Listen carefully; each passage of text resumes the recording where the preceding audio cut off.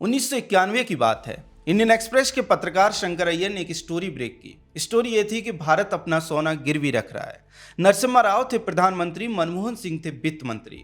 खबर लीक होने के बाद मजबूरी में मनमोहन सिंह ने संसद को बताया कि इकोनॉमिक क्राइसिस के कारण ऐसा करना पड़ा, लेकिन ये क्राइसिस बहुत पहले से थी। राजीव गांधी के समय ही देश की आर्थिक स्थिति खस्ता होने लगी थी। संयोग देखिए कि तब डॉक्टर मनमोहन सिंह योजना आयोग के अध्यक्ष हुआ करते थे। खराब आर्थिक स्थिति के बावजूद राजीव गांधी ने उसके समाधान की दिशा में कुछ नहीं किया, शाहबानों में लगे रहे। बीपी सिंह आए, मंडल के चक्कर में पड़े रहे, इकोनॉमिक क्राइसिस का कुछ नहीं किया। चंद्रशेखर आए, वे भी ज़्यादा कुछ नहीं कर पाए। ये और बात है कि वे ज़्यादा दिन तक प्रधानमंत्री भी नहीं थे। इसके बाद नरसिम्हा राव ने देश का सोना गिरवी रखकर क्राइसिस को मैनेज करने की कोशिश की। इसके बाद क्या हुआ क्या नहीं हुआ ये हमारा विषय नहीं है। हमारा विषय यह है कि चार प्रधानमंत्री एक क्राइसिस पर बैठे रहे, उसका बोझ देश के लोगों पर पड़ा। लोग महंगाई से, बेरोजगारी से, गरीबी से, भुखमरी से, अन्न की कमी से जूझते रहे, लड़ते रहे, मरते रहे, लेकिन चार प्रधानमंत्री एक घरेलू क्राइसिस को मैनेज नहीं कर पाए। देश के राजनीतिक इतिहास में ऐसे तमाम उदाहरण हैं जब देश में घरेलू या फिर ग्लोबल क्राइसिस के कारण देश के आम लोगों पर बोझ पड़ा हो, आम लोगों को उसका भार झेलना पड़ा हो। उत्तर कोरिया और दक्षिण कोरिया के युद्ध के दौरान तो पंडित नेहरू ने लाल किले से कह दिया था कि इस युद्ध के कारण खाद्य महंगाई बढ़ेगी, इस पर हमारा कोई काबू नहीं है। कोरिया में लड़ाई हो तो उसका असर यहाँ पड़ जाता है चीजों के भाव पर, हमारे काबू के बाहर बात है। अगर अमेरिका में कोई बात हो उसका असर यहाँ की चीजों के दाम पे पड़ जाए। 1990 में इराक ने जब कुवैत पर हमला किया, उसके परिणाम स्वरूप क्या हुआ वह हम सब जानते हैं। ये उन दिनों की बात है जब हमारे पास केवल 3 दिन के लिए तेल का स्टॉक रहता था।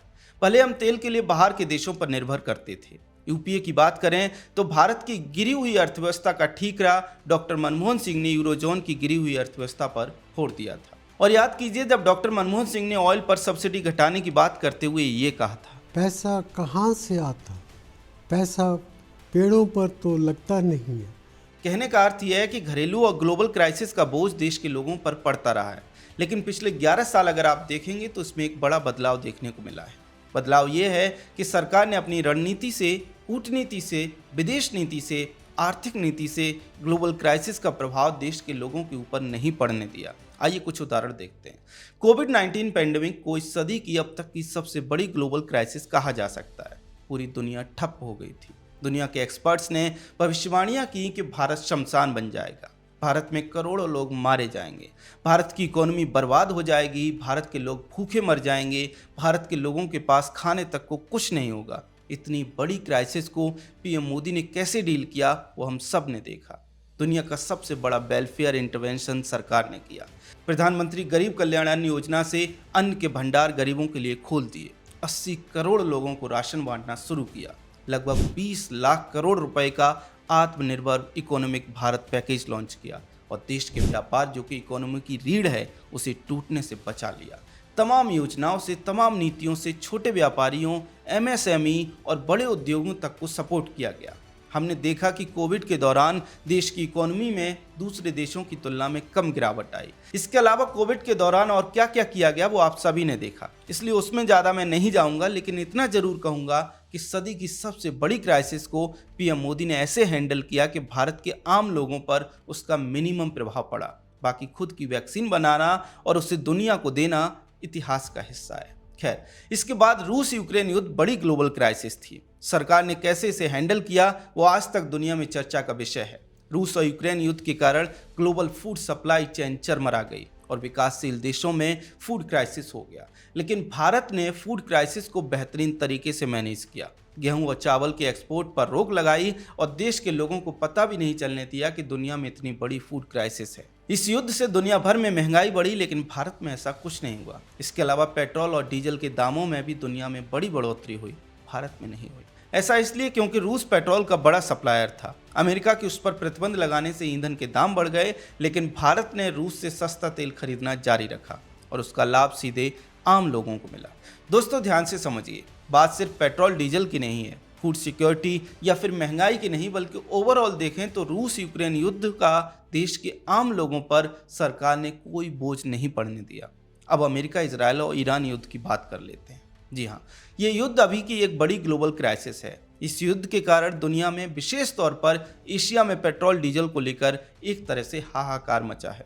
पाकिस्तान में लगभग 50 रुपए पेट्रोल के दाम बढ़ गए। पाकिस्तानी सरकार ने स्कूल कॉलेज बंद कर दिए जिससे कि पेट्रोल की ज़रूरत कम पड़े। इसी तरह से बांग्लादेश ने भी अपनी यूनिवर्सिटीज़ बंद कर दी। श्रीलंका ने पेट्रोल डीजल के दाम बढ़ा दिए। ताइवान हो, वियतनाम हो, थाईलैंड हो या फिर फिलीपींस हो, दुनिया के सभी देशों पर कुछ न कुछ प्रभाव इस युद्ध का पड़ा है और इसका सीधा असर वहाँ के लोगों के ऊपर हो रहा है। लेकिन भारत में ऐसा नहीं है। भारत में आज भी पेट्रोल और डीजल के दाम उतने ही हैं जितने युद्ध से पहले थे, 96 रुपए के आसपास, जबकि पड़ोस के सभी देशों में 150 रुपए से ऊपर पेट्रोल के दाम हैं। पाकिस्तान में तो 350 पाकिस्तानी रुपए प्रति लीटर पेट्रोल है। कहने का अर्थ यह है कि अब तक इस ग्लोबल क्राइसिस का असर भी आम लोगों पर नहीं पड़ा है। एक बात और याद रखिए, इन दोनों युद्ध से फर्टिलाइजर सप्लाई चेन पर भी प्रभाव पड़ा। दुनिया के देशों में फर्टिलाइजर महंगा हुआ, फर्टिलाइजर की कमी पड़ी, लेकिन भारत के किसानों को लाइन तक नहीं लगानी पड़ी। दाम बढ़ने की तो बात छोड़ दीजिए। अब एक मुद्दा एलपीजी का है। कहा जा रहा है कि एलपीजी की कमी है। पहली बात यह है कि कोई कमी नहीं है। सरकार ने कमर्शियल सिलेंडर जांच के बाद देने का प्रावधान एहतियात के तौर पर किया है। ऐसा क्यों करना पड़ा, इसके लिए आप पीएम मोदी का ये बयान देखिए। साल 2014 तक देश में सिर्फ 14 करोड़ एलपीजी कनेक्शन थे, यानी देश के करीब करीब आधे परिवारों के पास ही एलपीजी कनेक्शन था। आज 2 गुने से भी अधिक, यानी करीब 33 करोड़ घरेलू एलपीजी कनेक्शन है। दोस्तों, ये बहुत गंभीर बात है। 2014 तक देश में सिर्फ 14 करोड़ लोगों के पास एलपीजी का कनेक्शन था और आज यानी 11 साल बाद ये 2 गुने से भी ज़्यादा बढ़कर लगभग 33 करोड़ हो गया। मतलब आज 33 करोड़ परिवारों के पास एलपीजी कनेक्शन है। अब आप बताइए, जब इतनी बड़ी संख्या में घरेलू एलपीजी कनेक्शन हैं तो उनके लिए आपूर्ति जरूरी है या फिर कमर्शियल आपूर्ति जरूरी है? निश्चित तौर पर घरेलू जरूरतें पहले पूरी होनी चाहिए और वही सरकार कर रही है। तो कुल मिलाकर बात यह है कि ईरान युद्ध के बाद बनी ग्लोबल क्राइसिस का बोझ भी लोगों के ऊपर अभी तक नहीं पड़ा है। यही बात पीएम मोदी ने अपनी स्पीच में कही। उन्होंने कहा कि हमारी सरकार वैश्विक क्राइसिस का असर आम लोगों पर नहीं पड़ने देती। यूक्रेन युद्ध से लेकर आज तक हमने देखा है कि कैसे इसका प्रभाव वैश्विक मार्केट से लेकर दुनिया के नागरिकों पर पड़ता रहा है। लेकिन भारत सरकार का हमेशा से हर संभव प्रयास रहा है कि युद्ध से बनी परिस्थितियों का बोझ भारत के नागरिकों पर न पड़े। दोस्तों, सरकार की यही वो नीति है जिसके कारण आज हम देखते हैं कि हमारे आसपास महंगाई नहीं बढ़ रही। पेट्रोल और डीजल के दाम वहीं स्थिर हैं। सब्जियों के दाम, खाद्य पदार्थों के दाम भी बढ़े नहीं हैं। किसी भी वस्तु की कमी नहीं है। दूर से देखने में आपको ये नॉर्मल लग सकता है, लेकिन ये नॉर्मल सरकार ने बना कर रखा है। सरकार इसके लिए काम कर रही है, तब ये नॉर्मल है। नहीं तो हमारे देश में, जैसा कि हमने वीडियो की शुरुआत में आपको बताया, कि क्राइसिस के समय नेता हाथ खड़े कर देते हैं, सरकारें सरेंडर कर देती हैं, एक दूसरे को ऊपर डाल देते हैं। राजीव गांधी की तरह सब कुछ अपने आप सही होने का इंतजार करते हैं। घरेलू क्राइसिस तक में महंगाई चरम पर पहुंच जाती थी। हर दिन खबरें रहती थी कि अब थाली से प्याज गायब, अब रसोई से टमाटर गायब। लेकिन अब जबकि दुनिया में इस समय कम से कम 2 तो बड़े सक्रिय युद्ध चल रहे हैं, तब भी सब कुछ नॉर्मल है। सब कुछ नॉर्मल है और यही ग्लोबल क्राइसिस से डील करने का मोदी फॉर्मूला है। निष्कर्ष के तौर पर एक बात कही जा सकती है कि दुनिया में चुनिंदा ही नेता हैं जिन्हें वैश्विक नेता कहा जा सकता है। पीएम मोदी उनमें से एक हैं और वे शायद उनमें से ऐसे इकलौते वर्ल्ड लीडर हैं जो सबसे पहले अपने देश के नागरिकों की सोचते हैं और उसी अनुसार पॉलिसी बनाते हैं, विदेश नीति बनाते हैं, जिसको आजकल मोदी डॉक्ट्रिन कहा जाता है। खैर, पीएम मोदी जैसी क्राइसिस मैनेज करते हैं, उसको लेकर आपका क्या कहना है कमेंट सेक्शन में हमें ज़रूर बताएं। अगर आपको हमारा कंटेंट पसंद आता है तो हमारे चैनल को सब्सक्राइब भी कर लें। जय हिंद।